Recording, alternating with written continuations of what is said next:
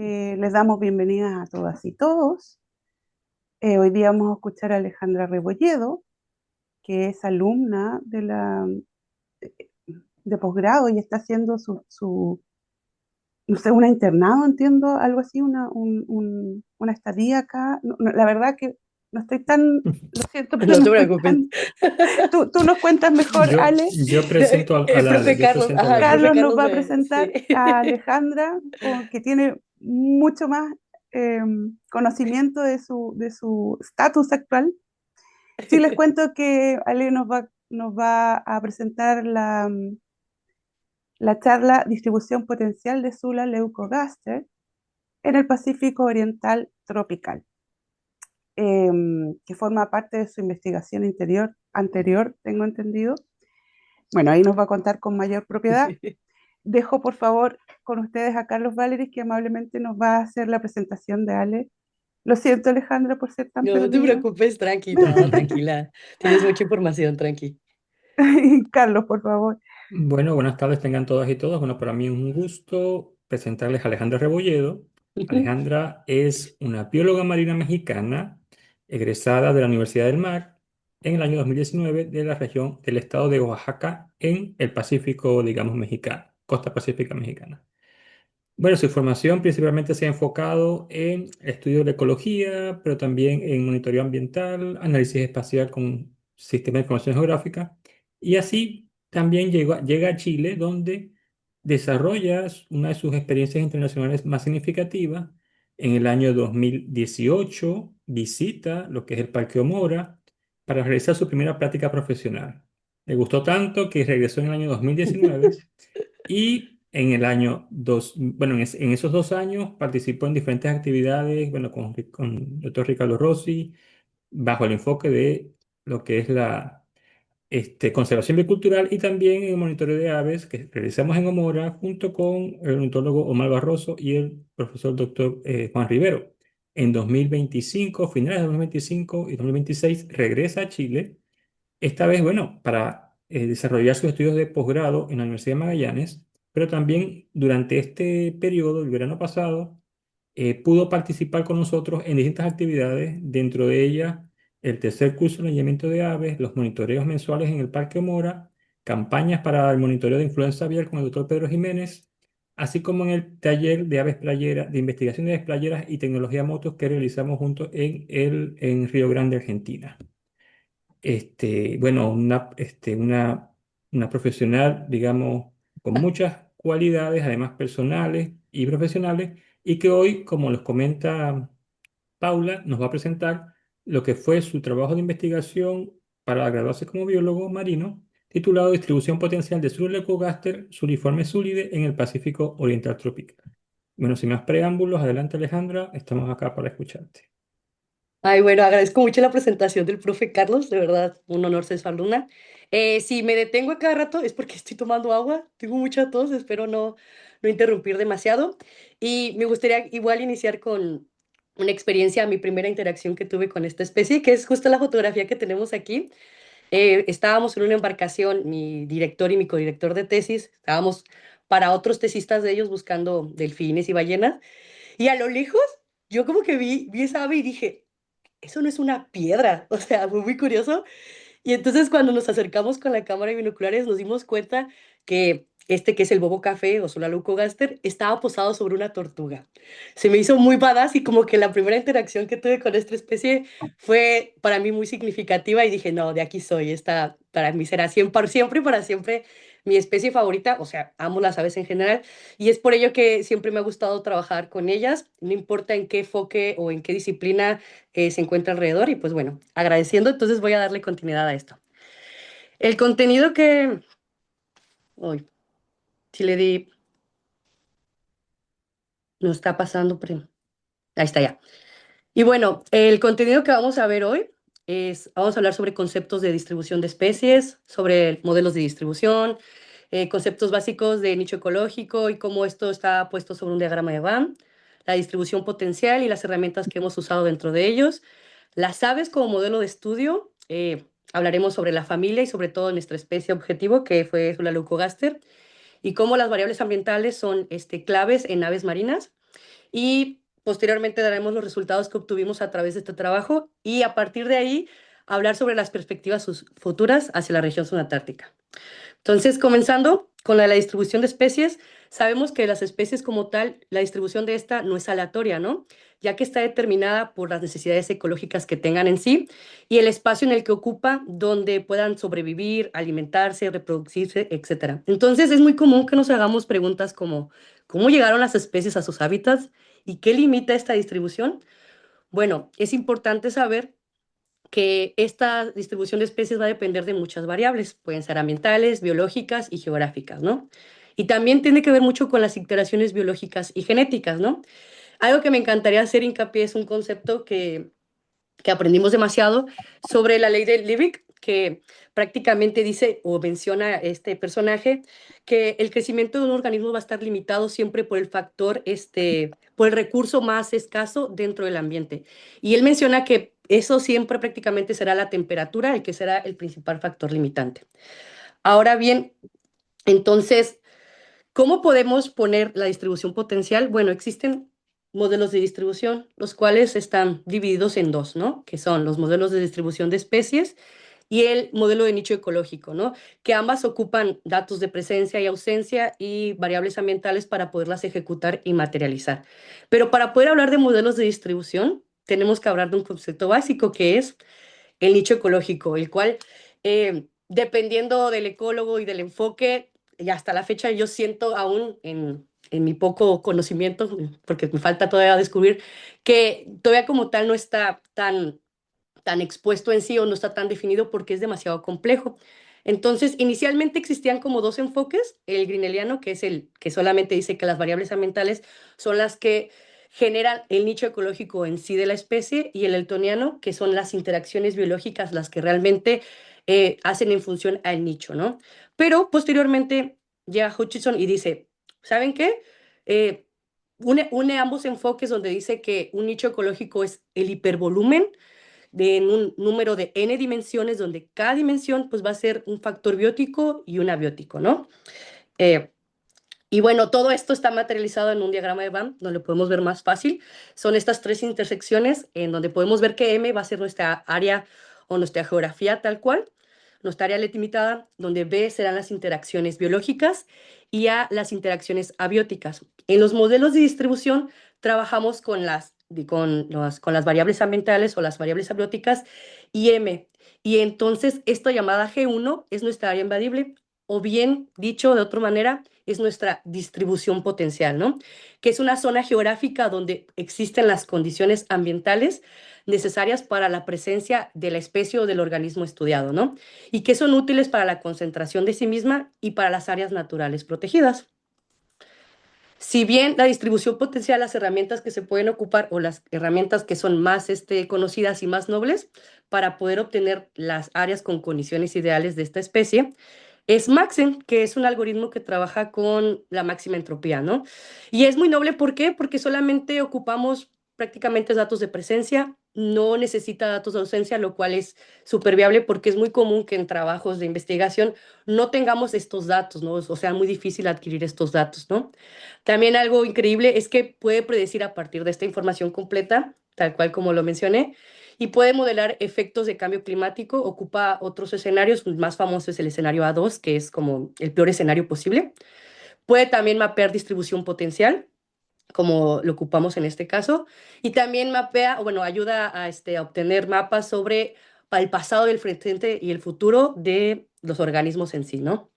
Ahora, ¿qué aplicaciones de Maxent tienen estos modelos? Bueno, eh, como antecedentes tenemos bastantes, sobre todo esto vamos a hablar con más que nada de Centroamérica, Norteamérica. Evalúan pues impactos antropogénicos en la biodiversidad. También se han estudiado patrones biogeográficos y conectividad entre especies, y también ha ayudado a reconstruir distribuciones históricas de especies extintas, ¿no? Un trabajo muy importante, en el cual está basado la mayoría de los trabajos de avifauna, es el de Almazán, que ellos modelaron avifauna en toda la Sierra Gorda y con esta información pudieron definir áreas de endemismo y protección. Y bueno, ¿qué grupo sería ideal para poder trabajar este tipo de metodología? Pues las aves, ¿no? Porque tienen una importancia ecológica demasiado extensa. Como sabemos, son reguladores de ecosistemas, controlan plagas, pueden definir ciertas cosas en cuanto a, no sé, enfermedades, etcétera. Tienen una alta capacidad de dispersión y esto se basa en su alimentación, en la anidación, en el cortejo. Son vindicadores, lo cual indica que su presencia o su ausencia puede decirnos acerca de la salud del ecosistema en sí. Y bueno, también son sensibles a cambios de hábitats, o sea, tienen una respuesta apta y rápida en la cual podemos visualizar esto. Migran a largas distancias. Un ejemplo muy claro que hemos visto en la isla de Navarino es el playrito de bear que viene desde Alaska hasta el sur, completamente, extremadamente al sur. Son susceptibles al cambio climático. Son especies paraguas. ¿Qué significa esto? Que proteger a esta especie per se en el hábitat protegerá a otras especies en sí, ¿no?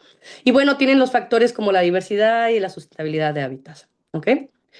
So, para hablar de nuestra especie, que es Zula leucogaster, llamados, nosotros en México les decimos bobos café, aquí ustedes lo dicen piqueros, y creo que por ahí anda Diego, que es de España, le dicen alcatraces, o bueno, un género también le llaman alcatraces.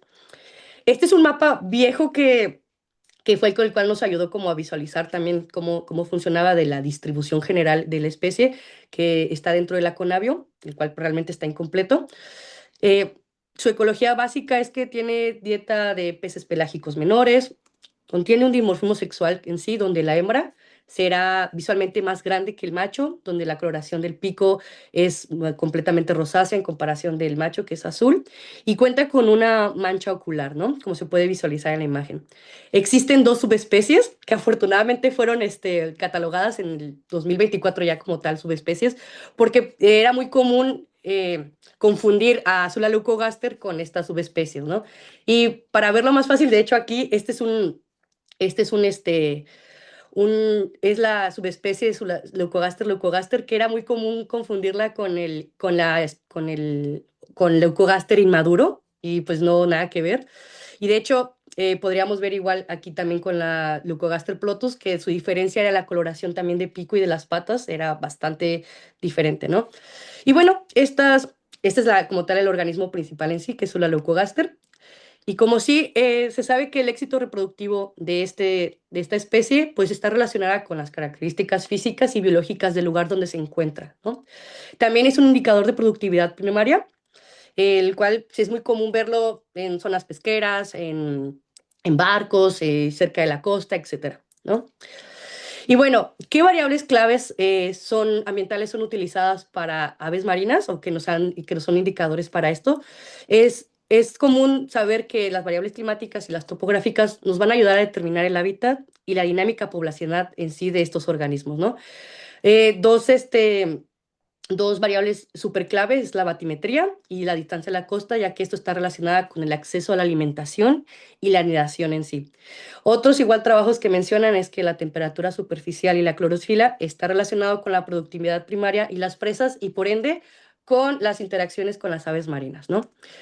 Para el caso de estudios de trabajo aquí en la familia Zulide, pues en realidad hay muy pocos. En España, el trabajo como más conocido es este donde los alcatraces, del género Morus, fueron percatados de que son sensibles a cambios sociogeográficos en cuanto a la reproducción en los nidos que checaron.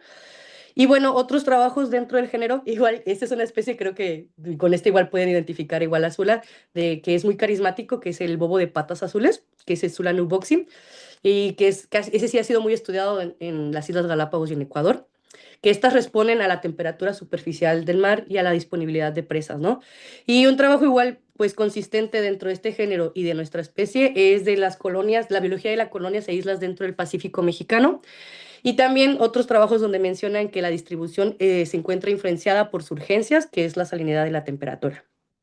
Ahora bien, para delimitar nuestra área, hay un trabajo muy importante y que es muy reconocido, sobre todo por biólogos marinos, que es el de Spalding, que prácticamente él limitó todas las ecorregiones marinas de todo el mundo en diferentes áreas. Y aquí el Pacífico Oriental Tropical está dividido de la siguiente manera, está limitado tal cual las podemos ver, en donde su rango de área abarca desde prácticamente el sur de Baja California Sur hasta el norte de, de Perú, ¿no? Y incluye todos los países de Centroamérica del lado del Pacífico y también las Islas Galápagos, también incluye las Islas Clipperton, las islas del archipiélago de Revillagigedo, etcétera, ¿no? Eh, bueno, ya que pudimos delimitar nuestra área de estudio, ahora delimitamos nuestra obtención de datos, los cuales los datos de bases de presencias ocupamos el rango más cercano en aquel entonces, en los años en el que estábamos, ocupamos 8 años, que era un rango bastante accesible, donde podíamos ver que eh, obtener bastantes datos, por así decirlo, y abocamos del 2010 al 2018. Y las bases de datos que utilizamos es la Conavio. La Conavio en México es conocida por el Consejo Nacional de Biodiversidad. Otro que tiene bastantes datos de especies o de organismos marinos es OBIS y Vernet, ¿no? Y se hizo un control de calidad de datos, ¿no? Donde eliminamos, pues, duplicados, puntos inexactos o que no tienen georreferenciación. Y también eliminamos los datos de presencias de subespecie. ¿Por qué? Porque este trabajo es nivel taxón especie. No necesitábamos involucrarnos más allá con las subespecies, ¿no? Y bueno, lastimosamente tuvimos que eliminar OBIS porque sí había datos de presencia, pero eran de los años de 1950, de 1990, de los 2000, pero no tenían datos actualizados, entonces por ello fue que lo tuvimos que eliminar, ¿no? Y ahora, las variables ambientales que utilizamos en base a la literatura fueron de estos dos, dos páginas, bueno, o dos centros muy conocidos, que es la GEDMED y Bioracle. Hicimos una resolución de 9.2 porque se tiene que hacer un rescalamiento. ¿Qué significa esto?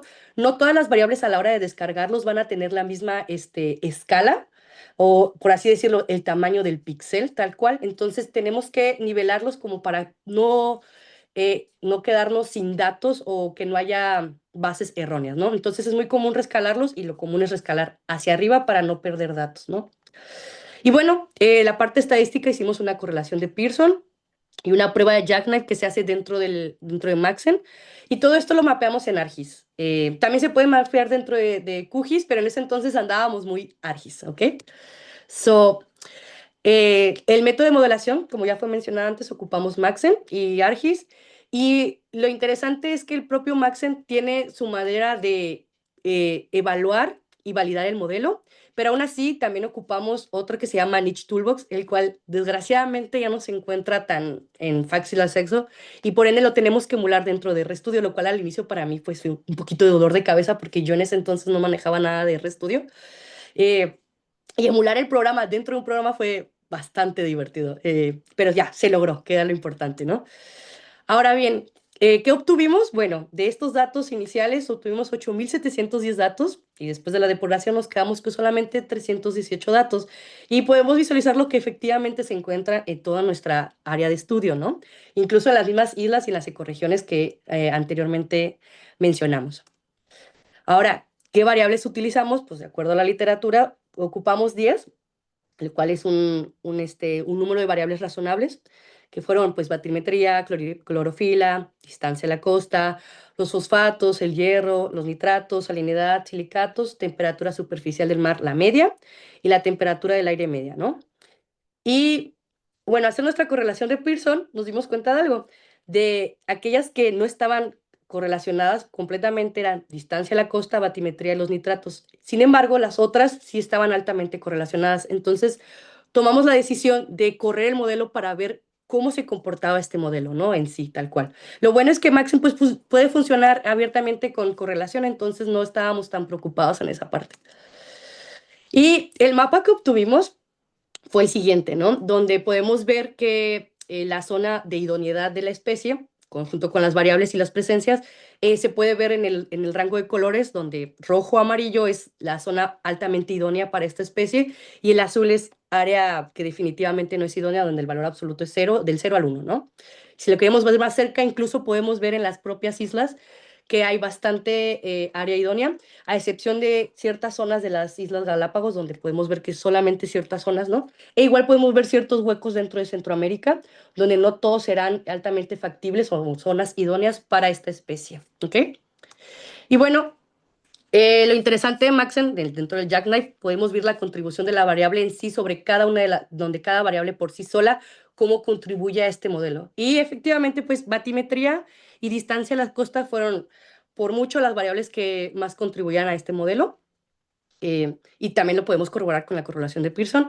Las otras también que dieron aportes, a pesar de estar correlacionadas, pues fueron los silicatos y el hierro, y prácticamente todas aquellas que estaban arriba del rango, bueno, arriba del dato del valor 0.75, se considera ya una variable que contribuye al modelo en sí, ¿ok?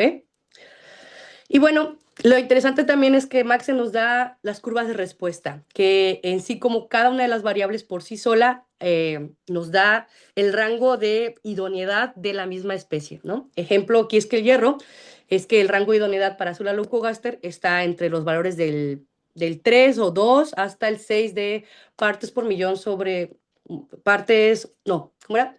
Sobre moles sobre kilómetro cúbico, tal cual. Podemos ver igual la batimetría que en cuanto a aproximadamente solamente son 100 metros de profundidad donde ya la especie ya deja, donde ya no hay zona, donde no es un lugar idóneo para la especie. Para los fosfatos ocurrió esta interesante curva donde solamente se pueden ver ciertos picos en estos dos rangos, entre el punto 1 al punto 2 y después se vuelve a disparar cerca del 1, igual de el micromoles.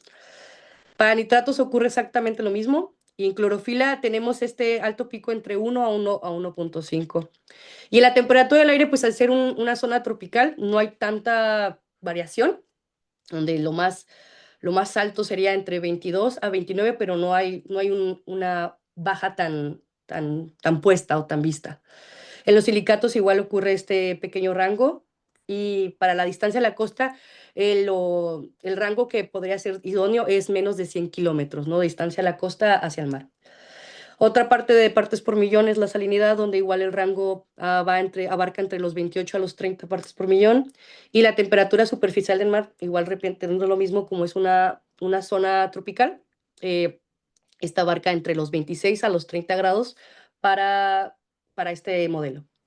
Y bueno, como lo mencionaba antes, la evaluación de Maxent se evalúa por sí solo. Entonces, en, esta, en el training data, de acuerdo a la literatura, nos da el área bajo la curva, que es un 0.94, lo cual pues nos indica que es un modelo excelente, o sea, es un excelente predictor, ya que si fuera a 0.7, pues es poco considerado o informativo o incluso no es tan eficiente este modelo. Pero, pues para poder evaluar esto mismo, se utilizó tal cual la evaluación de modelo con Niche Toolbox, el cual él nos da justamente el mismo valor ratio, que es 0.96. Ahora bien, ¿con qué nos quedamos con todos estos resultados? Bueno, los puntos claves a mencionar es que sí, el modelo tuvo un valor de área bajo la curva excelente, lo cual nos da una capacidad predictiva buena y por ende Maxent es confiable para poder predecir la distribución en escenarios actuales e incluso futuros. Que esto también coincide con otros estudios donde Maxent se ha usado exitosamente. De hecho, aquí también se encuentra mi compañero Luis, que él ha utilizado a Macularis para hacer pasado, presente y futuro, ¿no? Y incluso otros trabajos de otras personas donde igual pues ayuda a reconstruir nichos ecológicos de especies extintas, ¿no? Donde prácticamente hay pocos datos que podemos obtener sobre sobre estos organismos. Bueno, igual, como para generalizar, podemos observar que sí, que efectivamente Sula leucogaster prefiere o tiene zonas idóneas de lugares con profundidades intermedias, áreas que se encuentran cercanas a las zonas, pero no inmediatas tal cual, y que las concentraciones moderadas de nutrientes que hacen en sí a la productividad marina también forman parte de ello, ¿no? Y esto pues coincide efectivamente con la facilitación del acceso de recursos pesqueros y la disponibilidad del alimento, ¿no? Que el hecho de que la batimetría pues sea la variable más importante tiene todo el sentido del mundo porque pues el búho café anida en islas y en zonas costeras y se alimenta de aguas pocos profundas, ¿no? Y la distancia a las costas también confirma que es una especie que pues no se aleja demasiado a la tierra, incluso también los podemos ver recordando o visualizando el mapa que está comúnmente cerca de las islas, ¿no? Y bueno, también esta especie pues se concentra en zonas de alta productividad primaria, como las islas de Galápagos, la Malpelo y la Clipperton. También enfoca demasiado en la franja costera de México, sobre todo en ciertas zonas de Centroamérica y del norte de Perú. Y pues estos hotspots coinciden con áreas críticas de pesca y biodiversidad, ¿no? Y bueno, el conocer todos estos factores ambientales que fueron los que influyeron dentro de la distribución de Sula leucogaster es fundamental para su conservación. Eh, yo pongo hincapié que realmente nadie había trabajado con esta especie o nadie había hecho este tipo de trabajos o modelados para ver qué es lo que podría suceder o lo que está sucediendo de manera al presente en zonas idóneas e incluso a futuro, ¿no? Entonces, la protección de estas áreas pues es necesaria frente a amenazas como la contaminación, la pesca y el cambio climático y otros factores que podrían afectar en sí mismos. Mm. Y bueno, este estudio lo que buscaba era aportar información sobre la ecología de esta especie y lo importante que es resaltar, sobre todo en esta actualidad, el integrar la tecnología y la conservación, pues para proteger ecosistemas no solo marinos, sino terrestres y pues cualquier zona de la parte del mundo. Y bueno, ya teniendo todo esto, ¿ahora qué sigue, no? ¿Cuáles son las perspectivas futuras? Bueno, esto me dio las bases para también saber con lo que puedo trabajar estando en este lugar.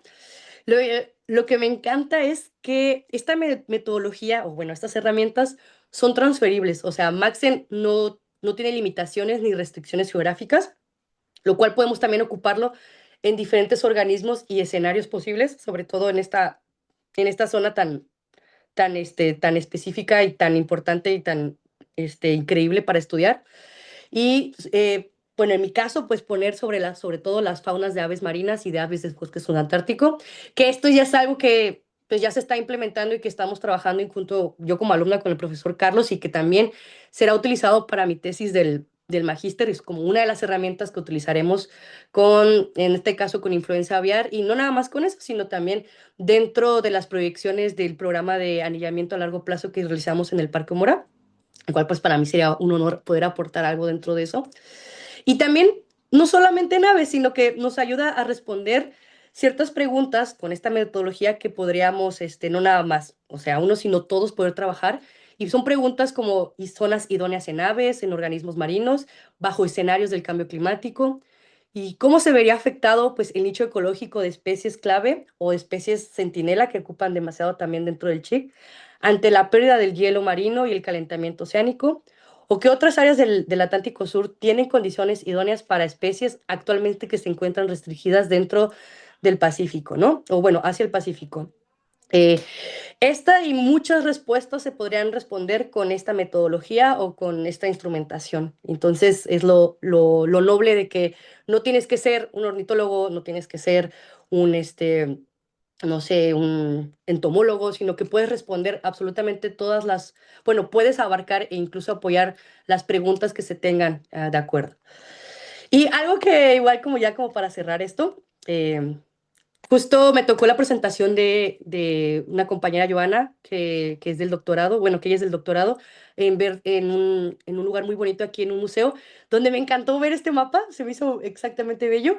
Y una de las enseñanzas que me dejaron mis profesores, bueno, el profesor Lalo en sí, que fue el Sigler que trabaja con esto, él dice que los mapas pues son lo más, bueno, él me dejó esta increíble entendimiento, que los mapas pues son lo más artístico de la ciencia y es lo más científico de las artes. Y concuerdo recientemente porque los mapas te pueden decir muchas cosas, o sea, y son sí o sí necesarios para todos los trabajos de investigación.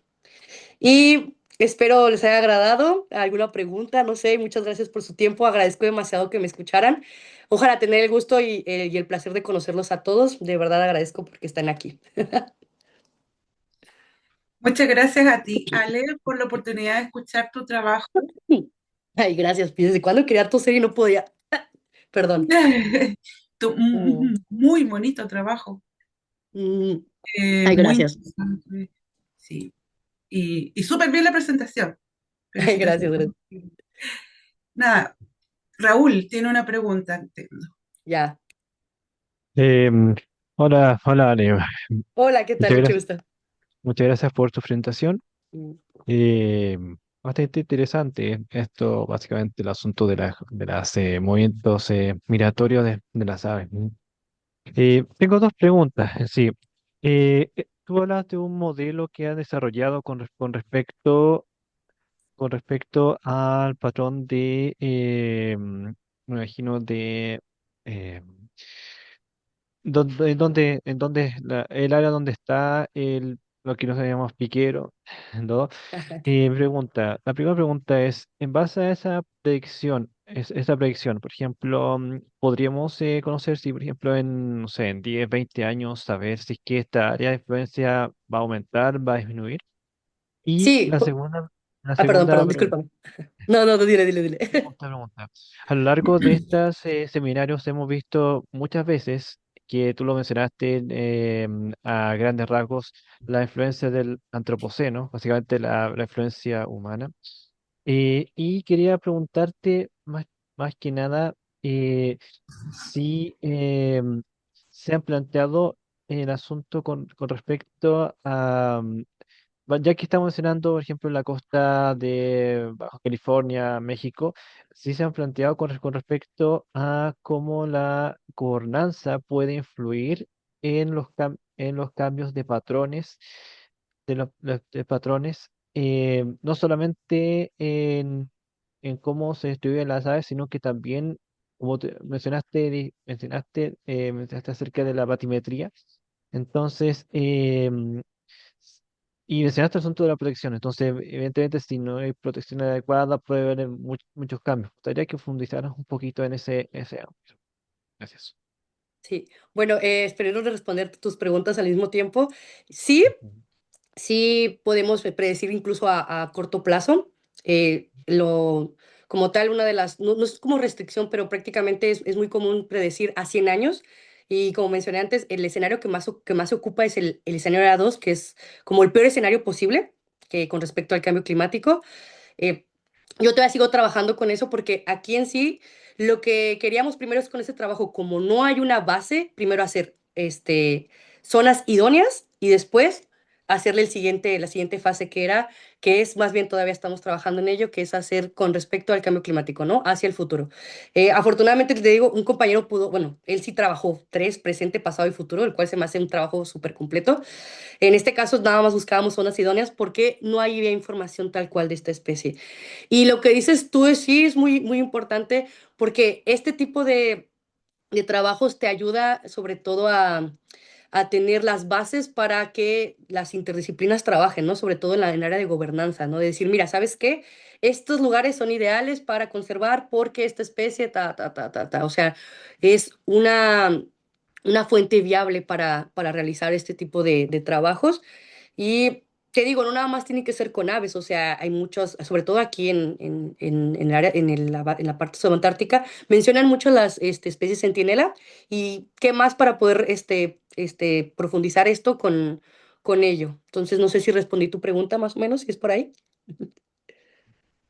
Sí, bueno, mencionaste una etapa primero, ¿no? Como tú mencionaste, el asunto de evolución, que también ha sido un contenido que se basa Sí. mucho en estas charlas, en el asunto evolutivo, es asunto también es importante. Muchas gracias. No, gracias a ti, muchas gracias, Raúl. Oh, ahí sí. Gracias. Carlos, por favor. Carlos igual tiene un comentario, una pregunta. Sí, ¿qué tal? ¿Cómo estás? Bueno, gracias por la presentación, Alejandra. Tiene una consulta, ¿no? La mayoría de las variables entiendo que fueron variables abióticas. Con Sí, todas las variables clorofila, son abióticas. bueno, clorofila probablemente está relacionada a la parte biótica, ¿no? Ujú. Pero me llama la atención un poquito que las áreas más idóneas están en la costa, digamos costa continental, y no tanto probablemente en las islas que están como las Galápagos, ¿no? Donde hay algunos puntos, pero no tanto. No tanto. Sin embargo, no sé qué opinas sobre qué pudiera estar pasando con otras especies que compiten con esta especie, ¿no? O sea, otras especies de bobos o piqueros, otras especies marinas, de pronto, si es que hay alguna información o algún tipo de hipótesis que pueda explicar por qué no están tanto en estas Galápagos, que son áreas protegidas de pronto, que son menos intervenidas, entre comillas, ¿no? Que la costa pacífica mexicana propiamente. No sé si Claro, tienes alguna opinión. sí, no, sí. Algo que es como la limitante, se podría decir, de estos modelos de distribución es que prácticamente solamente, más bien, es un hecho que solo se trabajan con variables ambientales y nuestra área invadible o el área que se encuentra ocupada tal cual. Entonces, no se ven tal cual directamente las interacciones biológicas, las redes tróficas, ¿no? Pero podríamos inferirlas con este tipo de respuestas. Entonces, aquí no estamos viendo exactamente si tal vez en las Islas Galápagos está sucediendo algo, no sé, competencia sobre todo con las otras zulas, que es la nubox y el de patas azules, o con el de patas rojas. Entonces, sí hay algo ahí. Pero sí es un hecho que prácticamente en general esta familia es 100% costera, ¿no? Que no le gusta alejarse tanto de la costa. Entonces también por eso es que era importante sí o sí ocupar esta variable física que era la distancia a la costa y sobre todo la batimetría, ¿no? Y prácticamente nos dio la respuesta de que sí, que esta ave no le gusta alejarse tanto o no tiene tanta migración o si se queda o si la población ya está en la isla, ahí prácticamente ya no se mueve tal cual.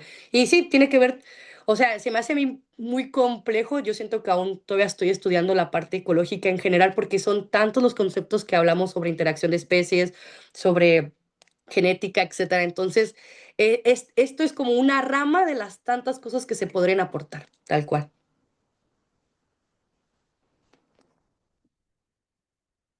No sé si la respondí bien, profe. Bueno, creo que no hay otra persona en la fila, entonces voy a aprovechar para hacer otra pregunta. Dele. Gracias por la respuesta, Alejandra. Lo otro es que, bueno, vi que utilizaste bases de datos, bueno, la Convio, ¿no? O Conavio, Conavio, sí, la Conavio. Ajá. Conavio. Pero ¿qué pasa con eBird, que no la vi allí? O sea, ¿por qué no la escogieron?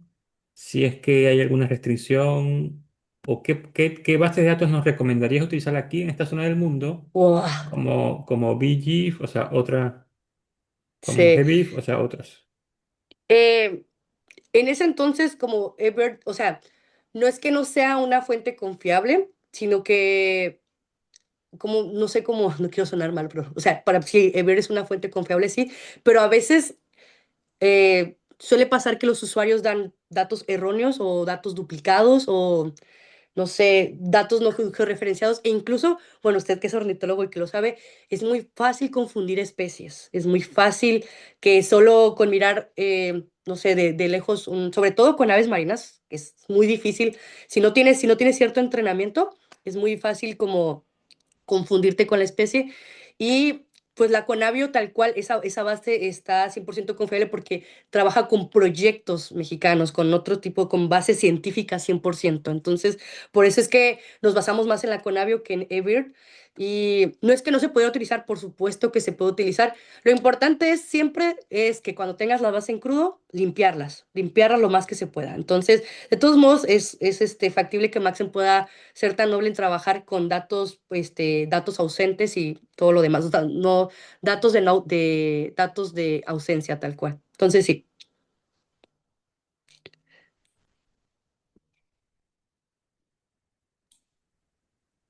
no sé si alguien más tenga preguntas o algo así, algo más que quiere decir. Ah. ¿Hay preguntas, comentarios, felicitaciones? No, muchas gracias, muchas gracias. Felicitaciones de México, desde arriba Ah, México. les presento a Luis. Luis también ha trabajado con esto, incluso igual podría responder también varias preguntas o ¿tienes algo que quieras agregar tú también. Que los dos pertenecíamos al mismo laboratorio donde trabajamos, que pues éramos Siglers, ¿no? Tal cual, sistemas de información geográfica. Y claro, datos de contacto, por supuesto. Te pongo mi correo si quieres, Raúl. Verónica, por favor, hola, buenas Sí, tardes. yo más que todo felicitar a Alejandra. Gracias, Eh, profe, qué linda. Muy interesante.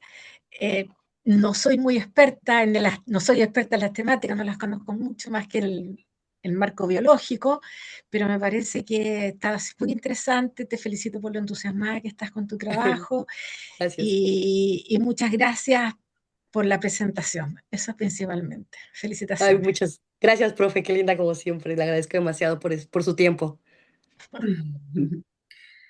Moira también tiene la manito levantada. Hola, hola a todos. Muchas felicidades, Ale. Muy Ay, clara, muy precisa gracias. la Gracias. presentación. Yo quería hacer un comentario que en Arica existe un avistamiento de este bobo café. Entiendo que su distribución llega hasta Perú, así que ahí por ahí en el BIR hay también un avistamiento. Viene Uy, siguiéndote. Y Uy, tengo qué- una ajá. duda respecto al Maxen. ¿Es posible hacer estas investigaciones con más de una especie? ¿Se puede hacer un análisis que incluya más de una especie? Sí, por supuesto, puedes trabajar con varias especies al mismo tiempo. Hay trabajos donde se han ocupado hasta arriba de 100 especies, entonces sí, es viable, siempre y cuando tu compu aguante. La mía casi casi se muere, de verdad, porque sí es bastante información, pero nada, si tienes ya una buena computadora estable, no, sí aguanta. Este, sí, de hecho hay varios trabajos, y hay incluso una compañera, bueno, que esa sí estaba estudiando el magíster dentro del laboratorio, que ocupó tres organismos. Hizo una ballena, una tortuga y un ave, o sea, que eran grupos completamente diferentes para poder abarcar una zona en específico en México. Y lo más curioso, de hecho, es que las presencias de la ballena que ocupó, literal, nada más eran, no, no era ballena, perdón, era un delfín, nada más tenía 6 datos de presencia. Y con eso, a pesar de ello, pudo complementar todo el modelo. Entonces, te digo, es muy noble Maxen porque no necesitas tantos datos para poder modelar. Entonces, sí, puedes ocupar al mismo tiempo varias, incluso yo encantada de a quien quiera podemos explicarlos. También está Luis, Luis también es súper experto en Maxen para poder hacer proyectos a futuro, no nada más tienen que ser de México, pueden ser de cualquier cosa, de cualquier organismo, incluso de enfermedades, lo que quieran. Yo feliz de trabajar. Vale.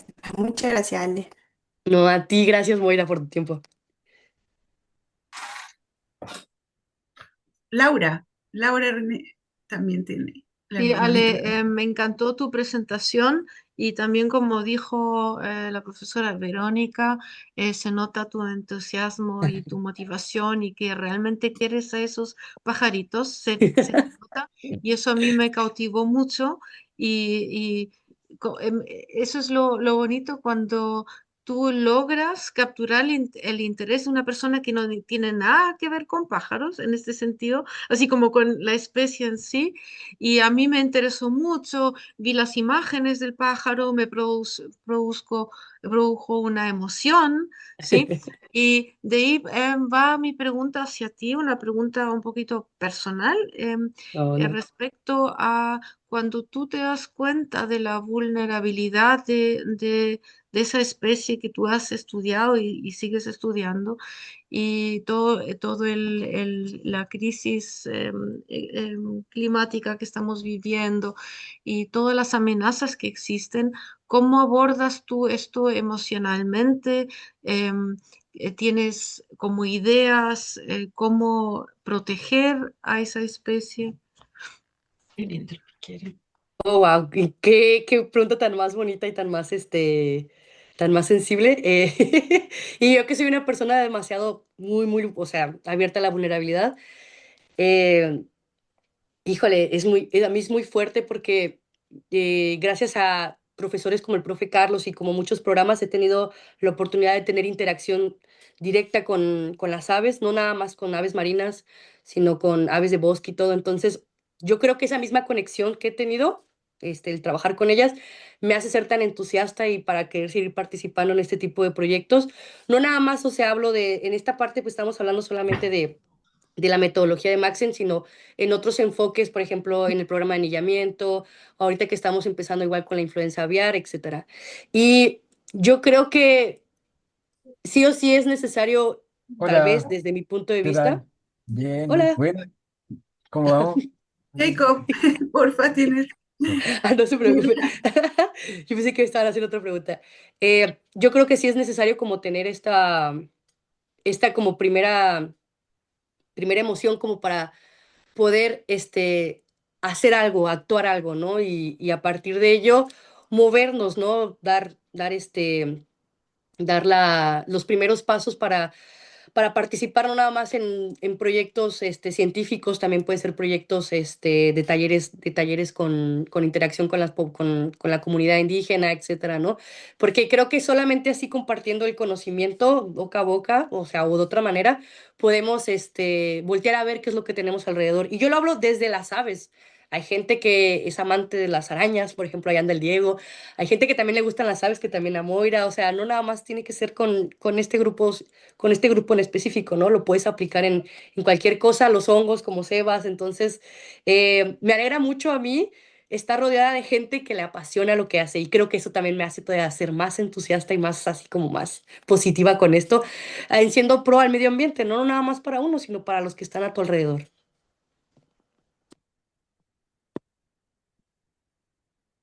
Gracias, Ale, qué lindo. Gracias. No, gracias a ti, un placer, un placer. Dos avisitos antes que alguien se le ocurra mientras vaya pensando qué comentar o preguntar. Primero, Ale, ¿podés por favor dejar de compartir Ok, para que todos prendamos nuestras camaritas ya, espérame, ya. y tomemos nuestras fotos, nuestras clásicas fotos de de toda la jornada, ¿no? Em, Me tiene que tener un poquito de paciencia. Si alguien quiere, porfa, mientras seguir con la conversación, adelante, por favor. Carlos, ¿querías decir algo o lo imaginé? Bueno, también puedo agregar que, exacto, que estamos prestos a que ojalá Alejandra organicemos un taller para los estudiantes y las estudiantes y nosotros mismos que podamos aprovechar estas herramientas, porque ahorita hay mucha información, sobre todo en esta zona del mundo, falta información base, ¿no? Y esta información base es importante para colaborar con la gestión de áreas. Tenemos la reserva, parques nacionales y además la influenza y además otros aspectos que están por allí dando vueltas en esta región y ese modelado de áreas potenciales de hotspots, donde se concentran las aves, que es lo más importante para nosotros ver esos sitios. Tenemos Punta Gusano, tenemos, bueno, Cabo de Hornos, tenemos muchas áreas. Entonces, ojalá que organicemos desde Aves un taller donde tú, donde Luis, lidericen eso y podamos entonces, como equipo, pero también hacer contacto con otras universidades, aprovechar estas herramientas mucho más. Buenísimo. Yo un poco tomándome igual, yo tenía hace rato ganas de preguntar y, y tomándome un poco de lo que comentó Moira, la distribución de esta especie hacia el sur, hasta dónde llega? Porque, no sé, tampoco soy muy conocedora de aves, digamos, pero no es una especie que particularmente yo haya visto No, por acá en Chile, digamos. no, no es, o sea, eso es tener muy raros avistamientos en el norte de Chile. Y sí, lo como menciona Moira, en eBird como que el hecho de que lo hayan puesto ahí es muy interesante, es como algo que habría que observar qué es lo que está pasando también, porque yo estoy hablándote de los datos del 2010-2018, donde prácticamente igual no había, por eso es que nuestra M está delimitada en esa ecorregión marina tal cual, porque como tal no había tantas presencias o como tal no hay presencias en Chile, entonces eso también nos está indicando algo, ¿no? Que algo está pasando, algo está haciendo que la especie se esté moviendo, pueden ser muchas aristas, entonces eh, es por eso que ocupamos este tipo de estudios, ¿no? Para ver qué podría estar surgiendo, ¿no? Entonces, sí, sé que ustedes tienen también piqueros, pero no tienen Sulaleucogaster, tienen otras Ah, especies, ahorita no me acuerdo, pero sí, son bastante conocidos, bastante conocidos. Son los El piqueros, acá piquero de los llamamos Humboldt, los exacto. piqueros, ¿sí? Y incluso le llaman el piquero peruano. ¡Broma! Reci- Estaba con un oído acá y en un envío, en otro oído por el que estábamos enviando Para la allá. propuesta para el segundo quinquenio. Recién la enviamos. Ya, no sé, qué buena, muchas felicidades. Muy Sí, linda, me sumo a las felicitaciones. Pero tenemos el piquero, que es muy conocido y llega hasta Chiloé generalmente. el piquero de Humboldt, ese que mencionó Moira, sí, sí, sí. Sí, el variegata. Sula Variegata. Sula variegata, sí, sí. No, Sula leucogaster es prácticamente 100% tropical, entonces sí es extraño que haya presencias de ellas en el norte de Chile, entonces algo ahí está pasando muy, muy curiosamente, ¿no? Habría que investigar, tal cual. perfecto. ¿Algún comentario más? Además del saludo que nos está dando, ¿vale? Hola, Acá. felicitaciones por tu presentación. Estuvo ¡Ah! muy, Gracias, Miguel. Qué placer verlos. estuvo muy interesante. Tenía una pregunta respecto a el pájaro. Quería saber si Claro. migra o si se queda o si es residente Tiene, siempre. no, o Era a sea, lo es, largo es, de... Es residente prácticamente, no tiene muy pocas rutas de migración, o sea, le gusta estar mucho, si son en islas y en la parte costera, es muy raro que le guste estarse dispersando, a menos que nada más esté buscando alimentación, pero igual, en la misma, en su área delimitada muy poquito, tal cual, pero no, Ah, ya. migrar demasiado no. Ujú. Ok, entonces el pájaro que está en México no es el mismo que está en No, después en Galápagos, por ejemplo. No. mm, Ah, ya, no, son poblaciones diferentes, no. Sí. ya, perfecto. Eso, muchas gracias. No, Muchas a ti, gracias. adiós, Miguel, qué gusto verte. Perfecto. Pucha, entonces, un segundo para ver si hay más preguntitas, comentarios. Si no, muchas gracias por la presencia de todas y todos. Y Ale, por la oportunidad de escucharte, de escuchar tu lindo trabajo, como te decía, muy interesante. Y un tremendo trabajo para hacer un trabajo de pregrado, ¿no? Agradezco Así que mucho las palabras. felicitaciones. Gracias a todos. Gracias a todos por estar aquí, por escucharme. Es un honor para mí exponerles mi trabajo de pregado cuando sé que todos ustedes también es pura gente pro la que está aquí. Entonces, gracias por la oportunidad y por el espacio. Gracias al profe Ricardo que me metió en esto también. Entonces, nada, un placer poder ahora estar de este lado y aplicar todos los conocimientos en pro a zonas subantárticas, ¿no? Qué felicidad estar acá, la verdad. Y qué honor. Gracias a ti y Recíproco. todas y todos. Se hace Saludos, ir. saludos a todos y todas. Nos vemos el próximo jueves con una nueva sesión de nuestro seminario. Que estén muy Hasta bien, luego. todos, todas. Chau, chau. Chao, chao. Chao, muchas Felicidades. gracias. Nos vemos. Nos vemos. Chao, felicidades.